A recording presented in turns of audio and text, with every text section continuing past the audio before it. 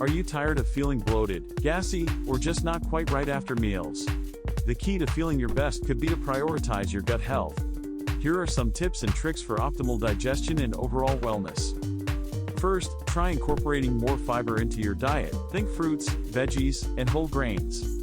Fiber not only helps things move through your digestive system more smoothly, but it also feeds the good bacteria in your gut.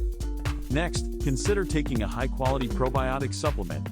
Probiotics can help support a healthy balance of bacteria in your gut, which can have a positive effect on everything from digestion to your immune system.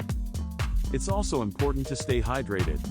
Drinking plenty of water throughout the day can help keep things moving, literally. Plus, water is key for many other functions in the body, including your skin health and brain function. Finally, take some time to unwind and de-stress. Chronic stress can wreak havoc on your gut, so finding ways to relax, whether it's through meditation, yoga, or simply taking a few deep breaths, can make a big difference. By focusing on your gut health, you'll be doing your body a big favor. Give these tips a try and see how much better you can feel. Thanks for watching, and don't forget to subscribe to our channel for more health and wellness tips.